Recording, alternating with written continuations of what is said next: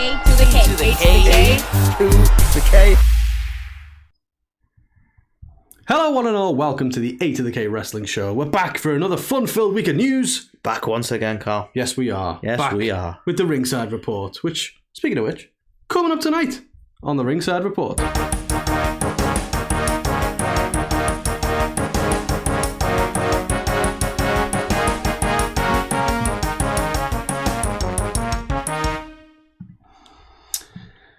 Is Stone Cold Steve Austin set to face Roman Reigns at WrestleMania?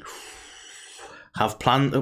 sorry. Yeah. Sorry. No, it's fine. We're professionals. I'll carry on. Have plans for Sami Zayn at Elimination Chamber been spoiled? Has Undertaker passed the torch to Bray Wyatt? Why was the Becky Lynch versus Bayley steel cage match scrapped? Ooh. With the scrapped thing. Jay Briscoe set to be honoured at the AEW Dynamite show happening tonight. Sources confirm that the Steiner Brothers have now signed Legends deals with WWE. Interesting. Are Karrion Kross and Scarlett Bordeaux set to start a family? Are Karrion Kross? Are Karrion Kross? Are Karrion Kross? Okay. Maybe they're having kids? Who knows? Well, they do. Well, yeah, if anyone's going to know. Yeah. Logan Paul challenges Andrew Tate to an MMA fight. Mick Foley gives an update on why he was not at Raw 30. And Shelton Benjamin has been confirmed as a future Hall of Famer. Yes, he But by who? Anthony Wendola coming up. It's all coming up right fucking now. Yes, it is. I'm going to have to stop swearing. I'm going to make a PG product one of these days. One of these days. Not this week, you fucker. Sorry. Just like WWE. We're PG. Meanwhile, here's XXX all over everything. There's some tits. Come on. I didn't see that. Oh, right. Anyway. Making the rounds this week, Anthony, from our friends at Frightful. Yeah. That's their name. Is apparently I think, what did he call it? Basically, a very fucking big Tony Khan-like offer was made to Stone Cold to potentially wrestle Roman Reigns at WrestleMania. Now, Fightful have said, obviously off the back of reports that The Rock is not able to make WrestleMania now, if you believe it. He's just not in the right shape for it. Yeah. Which I kind of, there's a bit of credence to that, because being jacked as shit is not the same as having cardio for days. Apparently the shape he is a fucking square because he's not coming. Sorry, come on. Well, so apparently WWE, as a potential backup plan, offered Stone Cold Steve Austin a truckload of cash to potentially face Roman Reigns. I mean, get him on board with the truck, to be fair. Well, exactly. The cash just sweetens the deal. Well, exactly. Is it a beer truck? So this time the hose shoots money. Who knows? All these things, absolute possibilities. But Uncle Dave decided to chime in and go, no, chime in. Sorry. Haven't you people ever heard the Panic at the Disco? And no more. That's right. We talk about other things. Apparently so. But Uncle Dave has basically tried to poo-poo Sean Ross Sapp's carpet. I don't know. Yeah, he's tried to basically say that the offer wasn't for Roman to face Austin. It was actually for Brock to face Austin. That was the offer that was on the table. To which Sean Ross Sapp replied, actually, I think you'll find there was an offer there. If you didn't know about it, that's cool. But the offer was for Austin to face Roman. Well, I'm going to ruin both of them breaking news. There never was a table. So Roman is head of what? That's right, you heard it here first. But no, the real news is it's all a swerve. The Rock is going to be here on Saturday. Of course he is. Here in my house watching Rumble with us. So no, it's not. We said, do you want pizza? He said, I need 7. We were like, okay, that's cool. Yes, it's my cheat day. So I'll have 18 pizzas, 42 donuts. And, Have you ever seen that? They were saying about like some pie. I can't remember where I saw it. It was one of them random threads where they're talking about interactions with celebrities at restaurants, like serving staff. And one of them said like that he once served The Rock, and they said like he was polite enough, nice enough fella, but he ate a lot. Well, it's like that sounds about right. Actually, that man knows how to do a cheat day. But yeah, so I don't know. I think Austin's going to be in attendance at Mania. He's definitely going to... Might be a surprise Rumble entrant. Well, he might be. I mean, from our entry predictions last week, that was my prediction, wasn't it? It was going to be Austin comes in at number 30. That was weeks ago. After The Rock. And we get a little stare down between them and everything. And someone's going to eliminate him. Can't remember who I said now, but someone's going to eliminate him. Gunther. Might even be Austin Theory, I might have said. I don't know. Oh no, Seth Rollins, I think I said. I'm going to get Seth Rollins versus Stone Cold. Gunther. That'd be beautiful. Gunther. So we'll see. But if you believe it, Austin might be facing Roman Reigns. And if you don't, he might be anyway. Yeah. So, Carl, this one, it's a bit of a light tease, but let's talk about it. So, you'll see from the image here that the potential plans for Sami Zayn at Elimination Chamber may have been spoiled. Yes. So, this image has been shared quite recently, showing the chairs, the chair covers for Elimination Chamber, which quite clearly shows Sami in a chamber. It does indeed. So, this makes you think, is he going to be part of the Elimination Chamber match? And a potential candidate for going up against Roman, who is the only world champion. So the thing that piques my interest is that he looks pretty scared. He doesn't look happy about being there. With who? You think he might be Solo? Well, obviously the stuff on Raw 30 this past week, where the trial of Sami Zayn and all that good stuff, which I thought was really good, by the way. Yes, but it hasn't really furthered the story at all, because it's like, okay, you've passed the trial, you're cool again, but you've still got to prove yourself, and it's like, you've passed for now, and they're still building this all up. So something somewhere is going to go wrong. Can I talk briefly about my theory? Go on. I think Roman is going to lose the title at Rumble. I think he's going to blame Sami. Yeah. And this is a wild theory, and it might not pan out, but I'm going for it. I think the Elimination Chamber is going to be full of bloodline. And I think the idea is going to be that Kevin Owens is by himself. But Roman has sowed enough discord? I don't know. He's caused enough bad blood that there will be some swerves going on here. So obviously, Sneaky swerve? The expectation being Sami should be against Kev, but then not only is Sami going to defend Kev ultimately in the chamber, but are we also going to get one or maybe both of the Usos actually helping Sami because they've had enough of Roman's head at the table shit? The bloodline implodes. Exactly. Maybe they implode in a chamber is all I'm thinking. Maybe. So I'm thinking potentially we could have an Elimination Chamber that's been rigged by Roman. So it's essentially Roman versus Kev with different members of the bloodline coming out of the chambers. Okay. Just a theory. It is a pretty good theory, to be honest. The main problem I have... Thanks, I made it myself. ...with it is I can't see them, after this amount of time, I can't see this being the way that Roman drops the belts. It's just a kind of a random throwaway. Well, not really a random throwaway, but like a match against Kevin Owens at Rumble is not the way I think the trouble is, as much as it's a fun theory, or it was for me, people really want The Rock, and they want The Rock's interaction to be the question of who's the real head of the table. Yeah. So you can't have the bloodline implode and then The Rock turn up and it's just Rock and Roman. I don't think people even want that anymore. I think they want The Rock challenges the bloodline and Roman and the superiority. So that's what I mean. But I think it would be difficult to do that. And I think if they don't deliver on The Rock, I do think a lot of people are going to be quite disappointed, unfortunately. Yeah. But the thing is, I can't figure out how we get here to a very terrified Sami Zayn inside the Elimination Chamber unless it goes exactly that way, where he's locked in there because he's done something bad or betrayed the bloodline, and basically he's going to pay.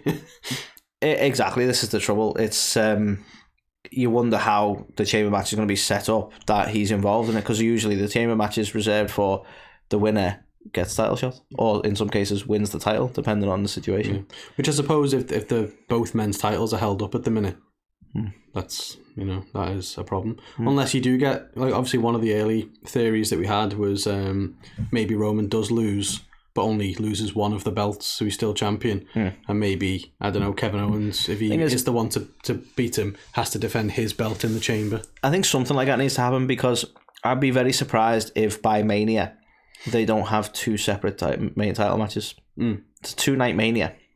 I'd be very surprised if they don't have a champion match on each night. And it can't be Roman it shouldn't be Roman for both. Yeah. I wonder whether they're going to obviously either acknowledge that he still holds both, but he's going to have to defend them separately, or unify them. Yeah, you have to acknowledge him. He says that a lot. I don't know, they normally have like a women's title match headline. I'm not talking about so much what headlines, but typically they have a title match, don't they? So it'd be strange to have a night that doesn't include one of those titles that Roman holds. An LA night? No. God, no. No, for me, I'm like, even if, like, because that's the only way I can see them ununifying the belt as well, to go like a Weasley approach from Heyman, which is something you've said before, I won't take credit, where they go, yeah, he lost, but he never lost both. Yeah. Otherwise, if he said they're unified, they acknowledge them all the time as unified, so why would you have to defend them separately? Well, you wouldn't, unless he lost and then scrambled back to get one, but with a technicality, you know? Yeah. I'm fascinated to see where it all goes, to be honest. That's why I'm super pumped for the Rumble, because I don't think anyone really knows who's going to win. Because if Cody wins, it's like, well, I don't know, I feel a bit let down by that, just because it's the most obvious choice. So if they go ahead and do that after all these vignettes and everything he was saying before he went away, it's kind of like, just as we thought. So I'd like some kind of swerve. Turns out the journey wasn't that difficult. Don't know why his dad didn't do it. Yeah, not great, is it? Not a great story. Easy. Completed it, mate. So we will see. We will see what happens.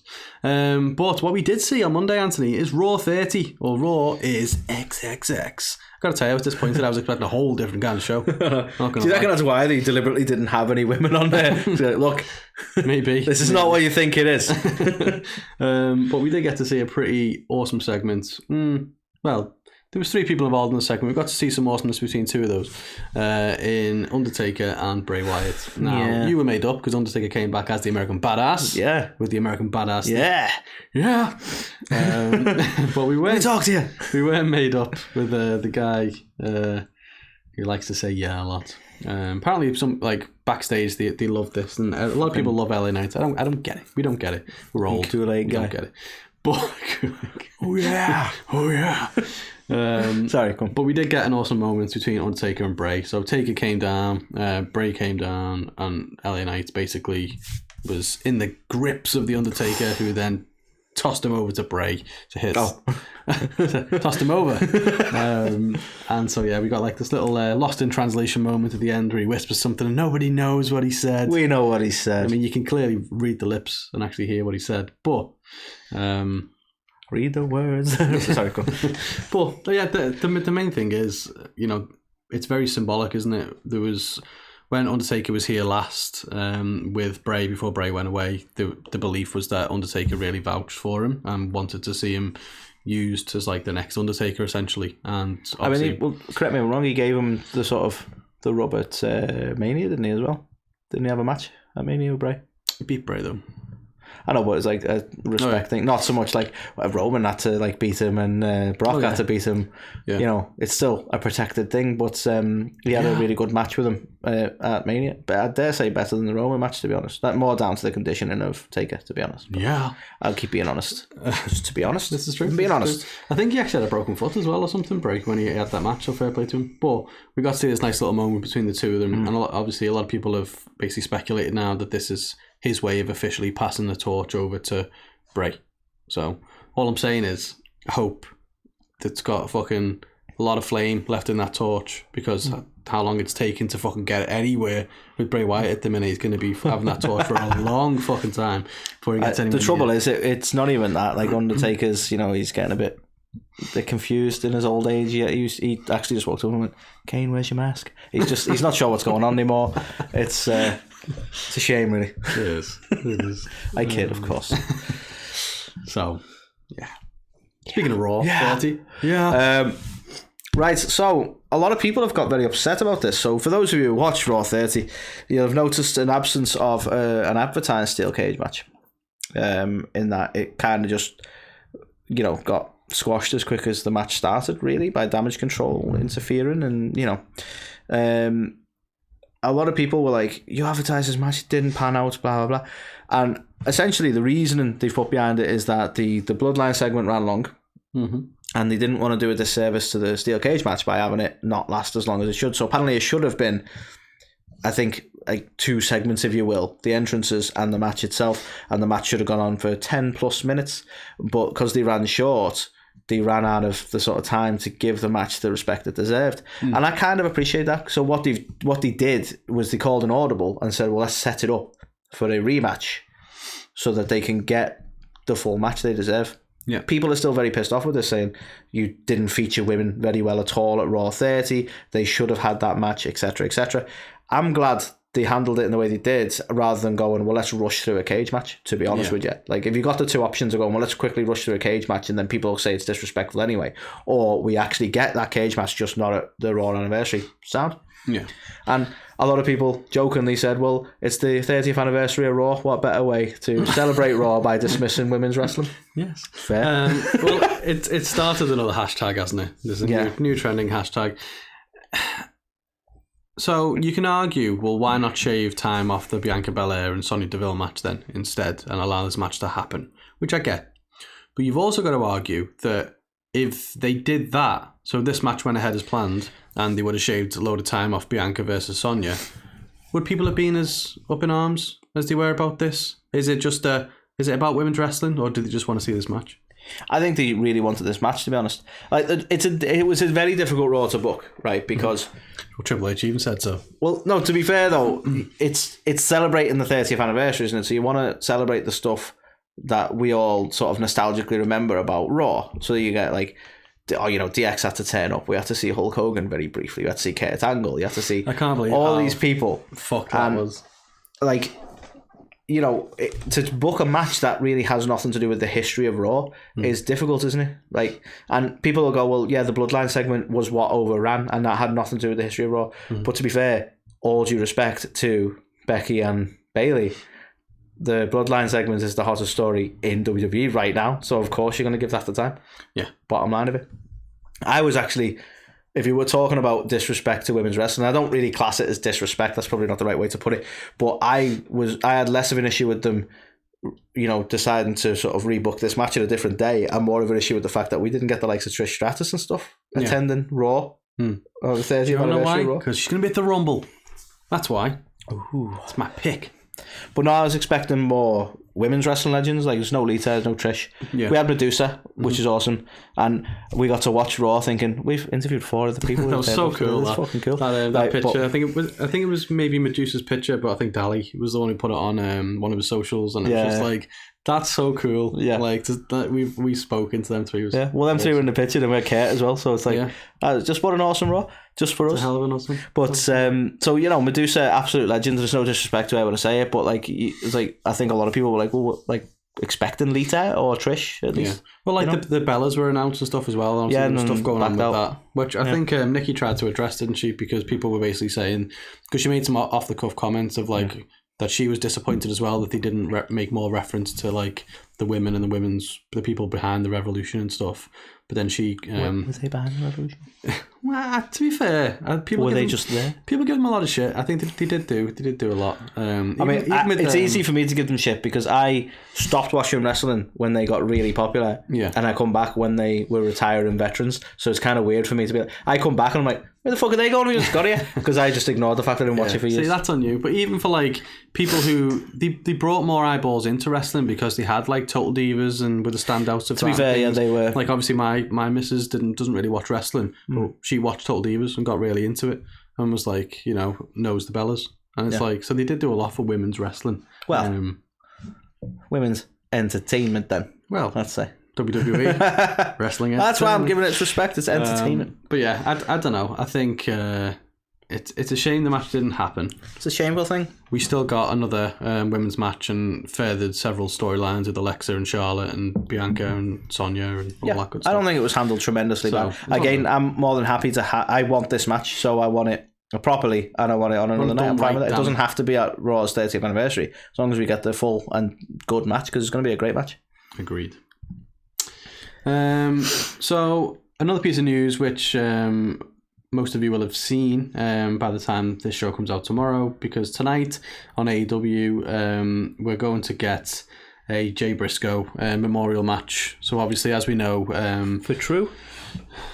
What? Yeah, for True. So TBS and TNT have historically not wanted the Briscoes mentioned or associated with the product, and hasn't allowed Tony to book them and things like that. There's been a lot of debate over this, Okay, like, well, that's the word going around. Isn't it? That is the word, but a lot of people are saying that it was never TBS or WB or whoever the fuck they are. It was never them. Like, there's never been any tangible sort of confirmation that they had an issue with the Briscoes. Right.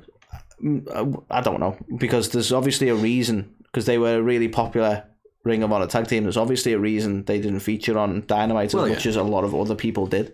Exactly. Like Jay Lethal being an example. Since the Ring of Honor acquisition, Jay Lethal's been around loads. So there must have been a reason. Too much, you might say.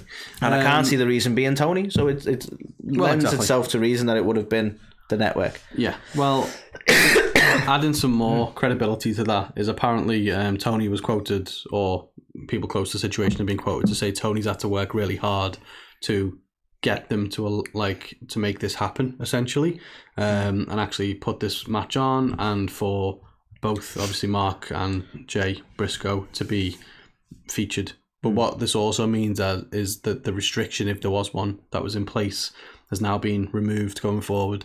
So it might mean that we get to see Mark Briscoe individually. And to be honest, it'd be nice on AEW more to honour his brother, wouldn't it, really? Exactly. But apparently both Mark and Jay Lethal had requested this match to honour Jay, and obviously Jay Lethal and Jay Briscoe have got a long rivalry for the Ring of Honor Championship back in the day, so I'm sure it'll be a really nice, obvious way to... Yeah.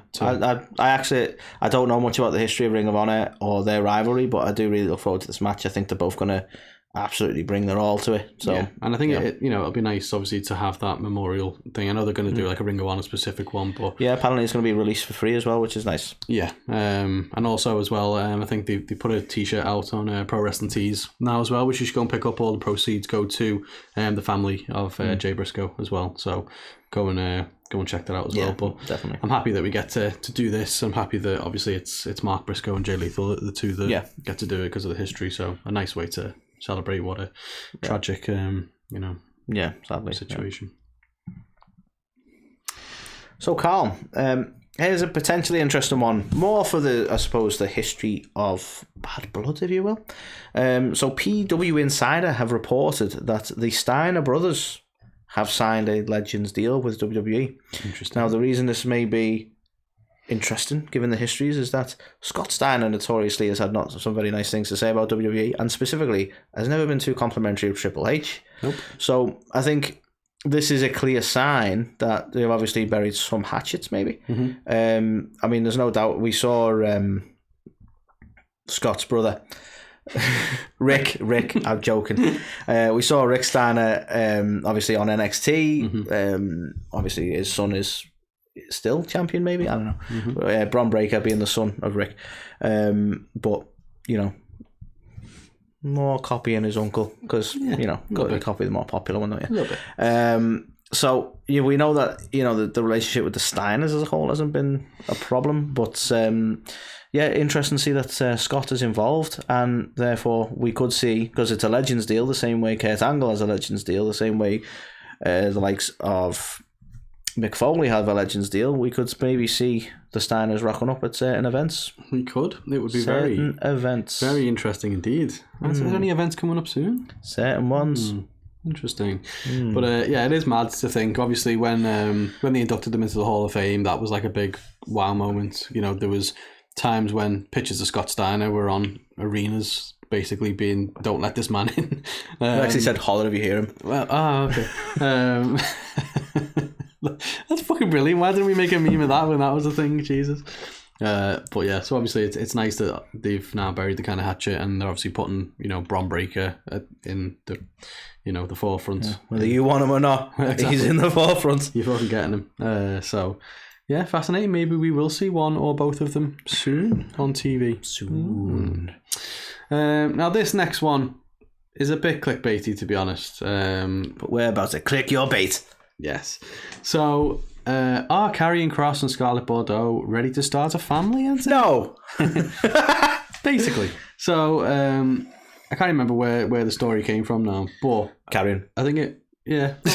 Well, I think Karrion was given an interview, and he was asked about re-signing with WWE, and he said that him and Scarlett have kind of had the whole life plan laid out. It included having kids and everything like that. But obviously when they got the phone call from Triple H, basically they said they've always been quite telepathic with each other and have always been able to tell what each other was thinking. And they both sort of gave each other a look and was like, yeah, we can absolutely come back. So I think basically the plan was going to be that potentially they were going to start a family until that phone call came. Yeah. So now I think that might be on hiatus for a little bit longer. So they really controlled the narrative there. Yeah, a little bit. He's been dying to get that in. Really. I know, I've been waiting. He's been away. Like a fucking coiled cat, I was waiting for it. Come on. You or Scar? I want to have a kid. That's it. We're kind of telepathic. We were both thinking about returning to WWE. She's there like, oh. We're so on the same wavelength. It's like, she bought a baby girl, Karrion. What did you think she was thinking about? Sorry, Karrion. It's like, can't be worse than the weird biker gimmick. You heard it here first. Karrion Kross is getting a man dressed as a baby gimmick. Very sick. So yeah, obviously we've been able to see Scarlett wrestle for WWE as well, which is Imagine, I'd love if they had a kid and they sort of kept with the gimmick. Right? You're on timeout. Yeah. TikTok. I know, yeah. You're pregnant. TikTok. Anywho. So yeah, unfortunately, I only really read up this story properly just before we were about to talk about it. So, a bit of a non-story, but interesting to know that That's they were on at a you, point internet. That's in on their you. lives. Yeah, yes, gummy journalists. I think it was Karrion who said it, but they just twisted it into a clickbait. Gummy wrestler. But yeah, so it's obviously it's fascinating that they were probably at that stage in their life where they were ready to start doing that, and then it just goes to show that when the phone rings, you have to put some stuff on hold for When the phone rings, you better answer the call. the career. You know what I mean? Mm-hmm. So yeah. Right. So, a man who has caught notorious bad press for a crypto scam has suggested that he should have a MMA match with a man who's caught notorious bad press for, well, sex trafficking and maybe going to prison. So, you know, this is in no way a deflection of their real life situations at all. We're not trying to distract anything, but Logan Paul has called out Andrew Tate and suggested that given that neither of them are MMA fighters, maybe we should have an MMA fight. Okay. I mean, okay, neither of you are like spelling champions. Maybe have a fucking spelling match. I don't understand the idea of going, well, let's do something neither of us have done. It's like, okay. I don't know how you feel about whether you want to watch this, but Logan made a valid point. Logan's called him out and said, you know, he's got basically a couple of strengths that would lend well to the cage, as does Andrew, but neither of them are the complete package, so it's a fair game. They're both 0-0, neither of them have been in the octagon, but obviously, like he mentioned, like Andrew's like a champion kickboxer, which is like already a key element to being an MMA fighter and so on. So he's suggested, yeah, let's do this, and I'm like, yeah, okay. I mean, people will probably watch, no doubt. I'm not quite sure where this has come from, because wasn't he like meant to be fighting Jake at some point, or wasn't it Jake who was all up in Andrew's face? Is it like you pick on one brother, you pick on them both? I don't quite know how that works. Basically, 2-on-1. I guess so. So just leave MMA alone, guys. You've already poisoned boxing with your bloody social media influencers all deciding you want to be boxers now, and it's all a load of shit. And just leave it alone. Just go and make your money on social. Don't start putting on fake boxing events. I love when they put boxing events on though, and there's some legit boxers in there. Like even KSI, I think's got some. It's a bit hard for me to say fake. He's got some legit cred in the boxing world. Even the likes of KSI and Logan, they've got legit. You know, they've done some legitimate training. But when they put a whole event on, and then they have like certain people who are just social media people, it just evolves into just really bad boxing. It's like, yay. Yeah. And it's like, you know, obviously, even like Jake Paul and stuff, like if it's not fake and all that cool and it's all real, he's not exactly fought boxers. No. You know, he's fought a basketball retirees player. and such. Yeah. He's fought ex-MMA guys who typically don't have any boxing skills. They're more wrestlers and things like that. Yeah. In boxing matches. Yeah. So yeah, it's a bit bizarre. But you know what? Logan Paul has shown that he can take He's a pro natural wrestling athlete and do a good deal there. Obviously, he's only had he fought Floyd, which in an exhibition match. So you just make of that what you will. I just don't understand like the randomness of it all. Like I feel like it was just the other week he was apologizing for the whole CryptoZoo stuff and, you know, dealing with his podcast, and like there was no mention of it at all, and then suddenly it's like, yeah, I want to do this, and it's like, when are you going back to WWE? Aren't you injured? Isn't your ACL still fucked? Yeah. What? Like, I don't know. Yeah, it kind of came out of nowhere, didn't it? But let's see if anything happens there. But Andrew Tate's whole different fucking. I mean, Andrew Tate currently won't come back into our country because of certain issues. Yeah. So you got to wonder, like, are they going to have to hold it in like a random place? Because Andrew, I think, was staying in, I want to say Romania, because of the different laws against sex trafficking. Not that he's a sex trafficker, he just prefers having a bit of freedom, apparently. Yeah. Well, for people who've already got lots of money and there's money to be made, often you can make that money in places, Yeah. And places. What colour's your Bugatti? Might as well answer the question. Yeah, that's true. Which one? I mean, Sundays. Oh, well, again, which one? Nice. Yeah. So, fuck those guys. Let's talk about Mick Foley. So, where was Mick Foley this past Monday? Why wasn't he on Raw 30? He's been on Raw. He's done stuff. That's true. Why wasn't he there? They said to him, have you been on the 80K wrestling show? And he's like, nah, I didn't have a chance. Well, and they were like, oh, sorry, you can't. Well, you see, you can't come on there. Anyone who obviously knows us and is watching this right now, you'll know that we know Mick. You can hear Mick in the intro. That is true. To our show every time you listen to Mick. us. He's a legend. We do love Mick. But Mick is also a very busy man, as he's told us, which is quite fair and quite right. Indeed. So unfortunately, we've not been able to get him on the show. But in terms of that busyness, if you will, I had to make some bloody notes about it. Blimey. So apparently, the reason he was not there on Raw this past week is he's been working on a new project, Anthony, which has been great fun, but requires a lot of travel. Interesting stuff. So he needed a couple of days off. Filming on the Young Rock. Sorry, go on. So he needs a couple of days off to relax and see his wife and his kids. He said if he would have took part, he would have been working for 32 days straight. I quite admire the priority there. Of going, you know what? No, I need some time to see my family. That's it. Exactly. I mean, you'd admire it more if he didn't still not see them for 31 days. But it sounds like if he's doing what he's doing. 31's the limit. Exactly. No, I can't do 32. Can't push that man to 32. But yeah, so he pointed out that they did make him that offer, but he had to decline it for those reasons. But wonder what he's working on. Do you think it is Young Rock? Do you think he's got his own show out there? Do you know what I would love to see? More Mick Foley and Noelle Foley duo type stuff. Fair. What's that show about that chick comedian and his dad, and they go around doing stuff over here? British one, Jack Whitehall. That's the guy. He's got a show with his dad. My head was thinking about that shit comedian and his mum who go around and do stuff. Oh, who's that one? Russell Howard. Ah, yeah. Do you know what? They're actually not bad comedians. I'm just being But yeah, it'd be kind of cool to see them do stuff like that. Father and daughter doing crazy misadventures for the network or something. The crazy misadventures of Mick Foley. Yeah, I like it. Mr. Foley's baby girl or whatever. You could. Mrs. Foley's baby. Honestly, boy. I would just call it "Have a Nice Day." You just want everything he does to be called "Have a Nice Day." Have a nice day. For your podcast, Foley is pod should have been "Have a Nice Day." It should have been. Why'd you call your TV show? It's a good catchphrase. It should have been. It was his catchphrase. Fuck you. So yeah, that's why Mick wasn't there. Busy. It's like didn't want to go. It's like, cool. Next, just really antisocial to me. So I'm interested to know what you think of this, Carl. Recently. HBK. I know. Oh, not okay. about that. It's okay. It's okay. It's okay. So HBK. Love you, Brett. Was on The Bump, I believe. Some sort of podcast, anyway. And HBK's been on The Bump. Has he? It was Triple H. Take a bump. So, anyway, and he got talking about Shelton Benjamin and was very complimentary of the man. Shelton Benjamin's coming up on, I want to say 20 years nearly in WWE now. Just had it, hasn't he? I think, yeah. So they spoke to Shelton on the same podcast as well at a different point, but they were talking to HBK, and he said basically in a very complimentary manner and totally deserving, to be honest, the time this guy's put in, was saying basically that we're keeping a space warm for you on the Hall of Fame couch, whatever you want to call it.